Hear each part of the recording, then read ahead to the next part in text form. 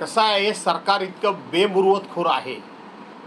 या सरकारचा अधिकाऱ्यांच्यावर कुठल्याही प्रकारचा आता दबाव, प्रशासनावर कुठल्याही प्रकारची वचक राहिलेला नाही. मंत्री नुसते येतात आणि सगळं गुडी गुडी गुडी गुडी छान छान उत्तम उत्तम असं करतात आणि निघून जातात. 5 म्हशी त्या शेतकऱ्याच्या मेल्या, तो हा शेतकरीचा इकडे यावं, ह्याच्या चेहऱ्यावर बघा हा किती गरीब माणूस आहे तो. हा हे प्रमोद कदम यांच्या 5 म्हशी लाईटची वायर तार पडून शॉक लागून मेल्या आणि 6वी म्हैस मरणाच्या दारात आहे, ती तडफडते. काय करायचं या गरिबांनी? ह्या नालायक अधिकाऱ्यांना खरं सांगितलं तर उलटे टांगून मारले पाहिजेत. हे आम्ही भाषा जेव्हा वापरतो तेव्हा लोक आम्हाला रफ भाषा बोलतात म्हणून सांगतात. अरे तुम्ही वायरला गार्डिंग केलंच नाही. प्रत्येक ठिकाणी ज्या ठिकाणी तुम्ही तारा जोडता पोलवर तिथं गार्डिंग करावं लागतं. एखादी तार तुटली तर त्या गार्डला ती टच होऊन तिचा प्रवाह खंडित होतो, ती डिस्कनेक्ट होते.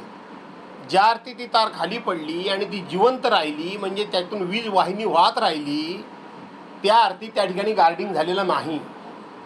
आणि म्हणून अशा अधिकाऱ्यांना खरोखरच उलटं टांगून मारलं पाहिजे. पण अधिकारीसुद्धा इतके बेमुरवतखोर झाले, त्यांना मंत्र्यांचा काही वचक राहिलेला नाही. त्याच्याकरता हे असे गरीब शेतकरी जे बिचारे आहेत हे बळी जातात. या माणसाने काय करायचं? मी जाणार आता MSME मध्ये. मागील 2 ते 3 दिवस अशी चर्चा होती की अफवा होत्या की भास्कर जाधव नाराज आहेत. पण आता उद्धव बाळासाहेब ठाकरे गटाचे नेते भास्कर जाधव यांचं संपर्क कार्यालयाचं उद्घाटन झालं, त्याला त्याचं उत्तर समजायचं का? ते आता तुमच्या समजण्यावर आहे. मी काय सांगू त्याच्यामध्ये? आता मी नाराज आहे. आता माझ्या कार्यालयाच्या उद्घाटनाला तुम्ही एवढे मोठ्या संख्येनं आलेत. प्रणव पोळेकरांसारखा खास माझा मित्र रत्नागिरीतून सुद्धा आलेला आहे. या सगळ्या भानगडीमध्ये मी नक्की कुठं आहे ते बघायला. तर माझ्या कार्यालयाचा बोर्ड, माझ्या कार्यालयाचं एकंदरीत स्वरूप हे बघितल्यानंतर मी उद्धव बाळासाहेब ठाकरेंच्यावर नाराज आहे की नाही, हे जे कोण आरोप करतात त्यांना जर कळलंच नसेल किंवा कळणारच नसेल तर त्याबाबत मी वारंवार खुलासा करून काही फायदा होणार नाही. स्थानिक स्वराज्य संस्थांच्या निवडणुका या शिवसेनेसाठी याही महत्त्वाच्या आहेत. एकूण राजकीय परिस्थिती पाहता अशा वेळेस तुमच्याकडे मध्यंतरी विदर्भाची जबाबदारी देण्यात आलेली होती. आता तुम्ही सिंधुदुर्गाची पासून दौरा करणार असं म्हणताय. एकंदरीत पक्षाने तुमच्यावर संपूर्ण कोकणची जबाबदारी द्यावी असं वाटतंय का? किंवा काय द्यावं काय देऊ नये पक्षानं, हे पक्षाला मी सांगणारा कोण? आणि पक्षाने द्यावं की न द्यावं हे पक्षाने ठरवायचं. परंतु कालच माझे सहकारी माजी आमदार वैभव नाईक यांचं माझं बोलणं झालं. तिथे आमचे संदेश पारकर आणि त्यांचं माझं बोलणं झालं. बाकीचे सगळे आमचे जुने जाणते सहकारी त्यांचं माझं बोलणं झालं. त्यांचं म्हणणं आजही उद्धव बाळासाहेब ठाकरेंची शिवसेना इथं ताकदीनं उभी आहे, पण त्यांना एका भक्कम आणि तितक्याच ताकदीच्या नेतृत्वाची गरज आहे. आक्रमक नेतृत्वाची गरज आहे, लढवय्या नेतृत्वाची गरज आहे, निर्भीड नेतृत्वाची गरज आहे. आणि म्हणून तुम्ही या असं त्यांचं म्हणणं आहे. आणि म्हणून माझ्याकडे जबाबदारी दिली नाही दिली यापेक्षा शिवसैनिक म्हणून एकमेकाच्या मदतीला जाणं हे शिवसैनिकाचं काम आहे. आणि म्हणून मी त्यांच्या मदतीला जाणारच आहे. पूर्व विदर्भ तर बघणारच आहे, तिकडे जाणारच आहे. त्रिभाषेच्या मुद्द्यावरून सध्या मनसे आणि भाजपची फिक्सिंग आहे का असा सवाल देखील विचारला जातोय. कारण सरकारने याबाबत एक पाऊल मागे कुठेतरी घेतलेलं पाहायला मिळतंय. संबंधितांची चर्चा करूनच निर्णय घेऊ असं दादा भुसे यांनी म्हटलेलं. त्याचप्रमाणे राज ठाकरेंची देखील या संदर्भात मुख्यमंत्री भेट घेऊ शकतात असं देखील त्यांनी म्हटलेलं आहे. देवेंद्र फडणवीस देखील असंच म्हटलं की आम्ही सगळ्यांशी चर्चा करू आणि मगच निर्णय नाही या संदर्भात. देवेंद्र फडणवीसांसारखा चलाक माणूस या महाराष्ट्रामध्ये शोधून सापडणार नाही. तो चांगल्या अर्थानं की वाईट अर्थानं तो अर्थ तुम्ही लावा. मागच्या वेळेलाच त्यांनी सांगितलं होतं की आम्ही कुठलीही मराठी भाषेची तिसरी भाषा म्हणून जबरदस्ती करणार नाही, लादणार नाही, हे सांगितलं होतं. त्यानंतर दादा भुसे जे ते शिक्षण मंत्री आहेत त्यांनी सांगितलं की आम्ही तो विषय मागे घेतला. आम्ही आता मराठी भाषा ही तिसरी भाषा म्हणून कंपल्सरी जी करणार होतो ते आम्ही करणार नाही असं सांगितलं. गेल्या 8-10 दिवसात काय झालं? कोणाकोणाच्या गाठीबिठी झाल्या मला माहीत नाही, मी विचारतोय तुम्हाला. आणि अचानकपणे हा मराठी भाषेचा मुद्दा राज्याच्या मुख्यमंत्र्यांनी समोर आणला. महाराष्ट्राला कळतं महाराष्ट्र एवढा आंधळा नाही आहे, महाराष्ट्र एवढा दूधखुळा नाही आहे. पण मला माहीत नाही की हा बासनात गुंडाळलेला मुद्दा अचानकपणे पुढे का आला याचा शोध तुम्ही पत्रकारांनी घेतला पाहिजे आणि तो तुम्ही घ्याल असं मला वाटतं. राहुल गांधींनी ट्विट केलेलं आहे की गेल्या 6 महिन्यामध्ये मुख्यमंत्र्यांच्या मतदारसंघामध्ये 20 ते 25% मतदान वाढलेलं आहे. मी मगाशीच सांगितलं, ही फार चिंताजनक गोष्ट आहे. कालच वंचित बहुजन विकास आघाडीचे नेते प्रकाशजी आंबेडकर यांनी जे हायकोर्टामध्ये एक रीट दाखल केलेला आहे त्याच्यामध्ये त्यांनी म्हटलं आहे की शेवटच्या 2 तासामध्ये 70 लाख ते 60 लाख मतदान वाढलं आहे. कसं वाढलं आणि त्याच्यावर हिअरिंग झालं आणि त्याचा निकाल 25 तारखेला लागणार आहे. राहुल गांधींनी हे सगळे पुराव्यानिशी ह्या सगळ्या गोष्टी मांडल्या आणि त्यांनी निवडणूक आयोगाकडं मागणी केली की 5 ते 7 या शेवटच्या 2 तासामध्ये जे मतदान झालं महाराष्ट्र विधानसभेच्या निवडणुकीमध्ये त्या मतदानाची आकडेवारी द्या, त्याचं CCTV फुटेज द्या, त्याची सगळी माहिती द्या.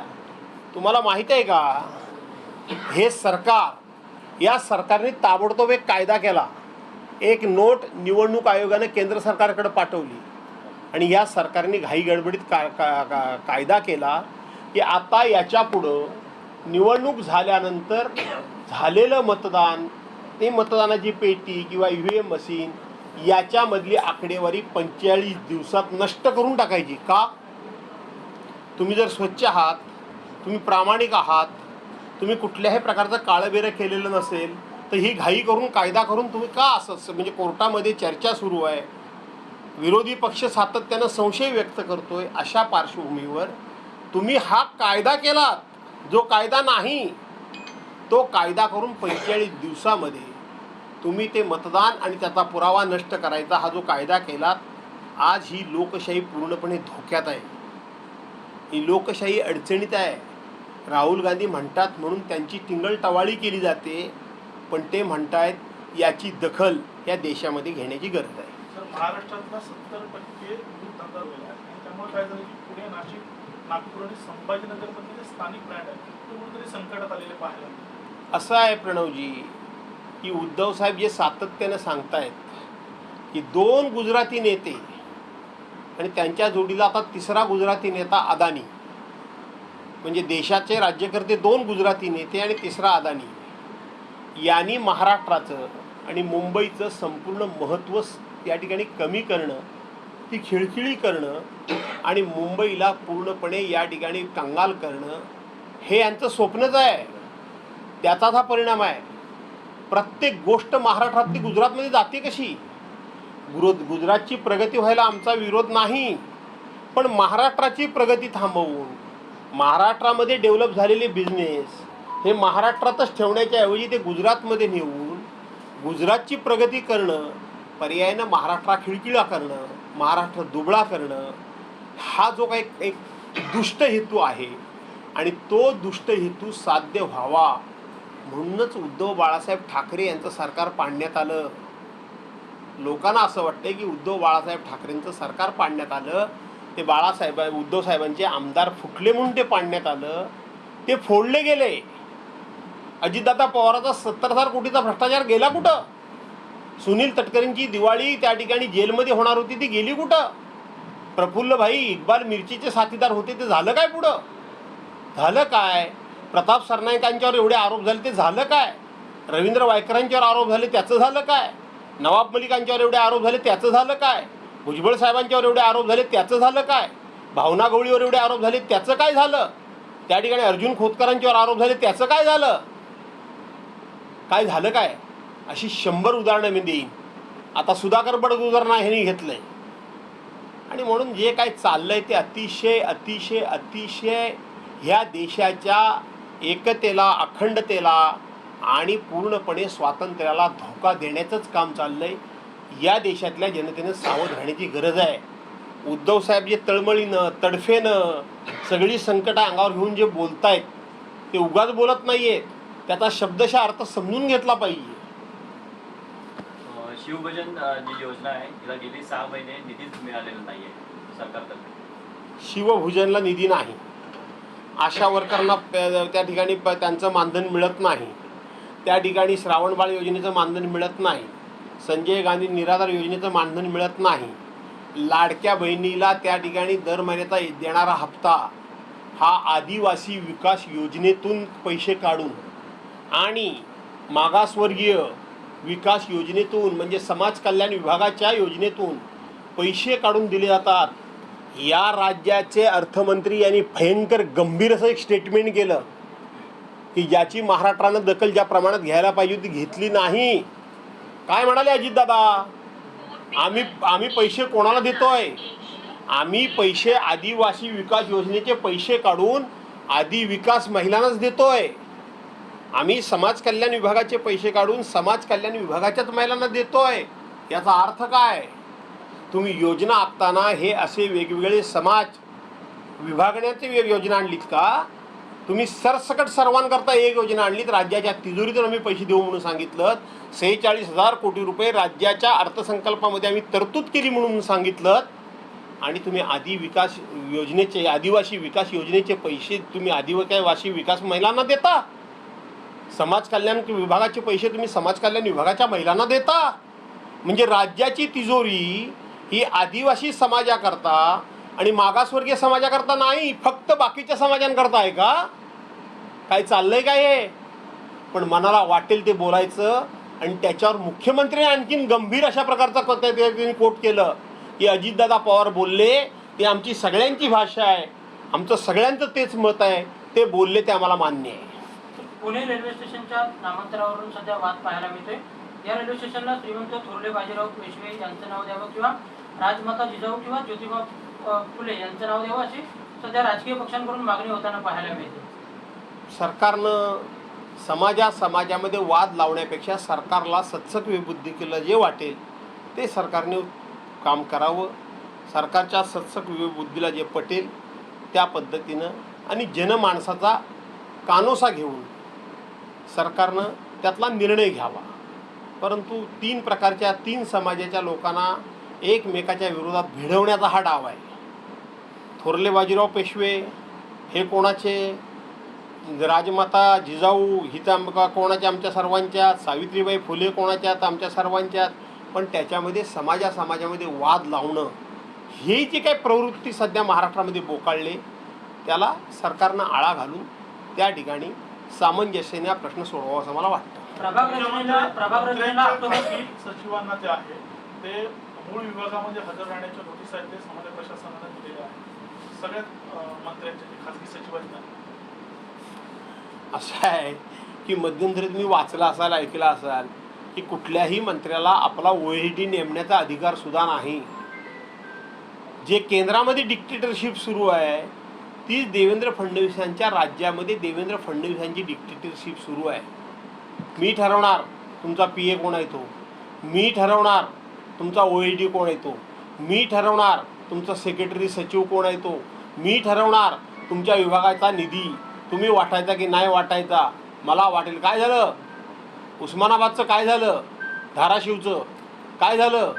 स्टे दिला ना तिथल्याला मुख्यमंत्र्यांनी. त्यामुळं इथं लोकशाही संपलेली आहे.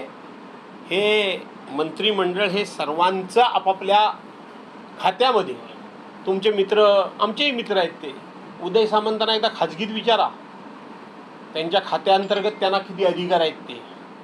हे एकदा त्यांना विचारा खाजगीमध्ये, ते तुम्हाला सांगतील. ते मस्तपैकी ते वेळ मारून नेतात पण त्यांचा सचिवसुद्धा त्यांना नाही बांधिला आहे. तो कोणाला बांधिला आहे तो विचारा. म्हणजे ते तुमचे जसे मित्र आहेत तसे माझे पण आहेत. म्हणून मी तुम्हाला सांगतो आहे ही डिक्टेटरशिप आहे, हे बरोबर नाही आहे. मंत्रिमंडळामध्ये प्रत्येक मंत्र्याचे स्वतंत्र अधिकार असले पाहिजेत. आज केवळ आणि केवळ मंत्री म्हणून मिरवतायत, बाकी त्यांना कुठलाही अधिकार नाही. तर पालिका निवडणुकीसंदर्भात ज्या प्रभाग रचना आहेत त्याला पहिली 4 सप्टेंबरपर्यंत मुदत होती, मात्र आता 6 ऑक्टोबरपर्यंत मुदत देण्यात आलेली आहे. त्यामुळे या निवडणुका कुठेतरी पुढच्या वर्षीच होतील की काय अशी शक्यता निर्माण झाली. सरकार फसवतंय. सरकारला हा कारभार पूर्णपणे प्रशासकाच्या हातून हाकलायचा आहे. त्यांना लोकप्रतिनिधी नको आहेत, त्यामुळे ते काही करू शकतील किंवा ते निवडणुका लांबणीवर जात आहेत असं भासवून अचानकपणे निवडणुका सुद्धा घेतील आणि विरोधी पक्षाला गाफील ठेवण्याचा प्रयत्न करतील. पण आम्ही गाफील नाही आहोत, आम्ही सावध आहोत. साहेब, शेवटचा प्रश्न. चिपळूणच्या शिवसेनेच्या अनेक पदाधिकाऱ्यांनी पक्ष सोडलेला. चंद्रकांत मोदी गेले, उमेश सपकाळ गेले, सदानंद चव्हाण गेले, पाठोपाठ आता उमेश झगडे गेले. आता चिपळूणच्या शिवसेनेला एक चांगलं नेतृत्व पाहिजे असं मला वाटतं. केव्हाही कोण गेला आणि कोण राहिला म्हणून चांगलं काशेकर चांगलं नेतृत्व पाहिजे असं नाही. शेवटी चांगलं नेतृत्व असेल, मग ते एखाद्या व्यवहारामध्ये असेल, एखाद्या व्यवसायामध्ये असेल, एखाद्या संघटनेमध्ये असेल, एखाद्या राजकारणामध्ये असेल, तर शेवटी नेतृत्व चांगलं असेल तर ती संस्था बहरते. तशाच पद्धतीनं राजकारणामध्ये सुद्धा आहे. कोणतरी सोम्यागोम्या उभा करून त्या ठिकाणी पक्ष वाढत नाही. त्यामुळे तुम्ही म्हणता तसं एखाद्या चांगल्या नेतृत्वाची गरज आहे का? ती आहेच, ती आहेच, नाकारायचं काही कारण नाही. जसं गुहागरचा कार्यकर्त्यांचा मेळावा घेतला, तसं चिपळूणच्या शिवसेनेला पुढे द्यायला एखादा मेळावा वगैरे. हो, लवकरच घेणार आहे. काल मी आमचे नवीन तालुका प्रमुख खूप चांगले आहेत, बळीराम गुजर त्यांना बोलवलं होतं, प्रतापराव शिंदेना बोलवलं होतं, सुधीरभाऊ शिंदे होते, असे सगळे बरेचसे लोक होते. त्यांनी एकदम खुशीनं सांगितलं की जसा ग्वागरचा तुम्ही मेळावा घेतला तसा चिपळूणचा आमचा मेळावा घ्या. लवकरच तो मी मेळावा घेणार आहे. त्याच्यापूर्वी मी सगळ्या शाखा प्रमुखांची यादी मागितली, मी त्यांच्याबरोबर बसणार आहे. काम रचनात्मक झालं पाहिजे, नुसतं हुलाहुल पंढरपूर असं काम होऊन चालणार नाही, आणि ते आपण करू.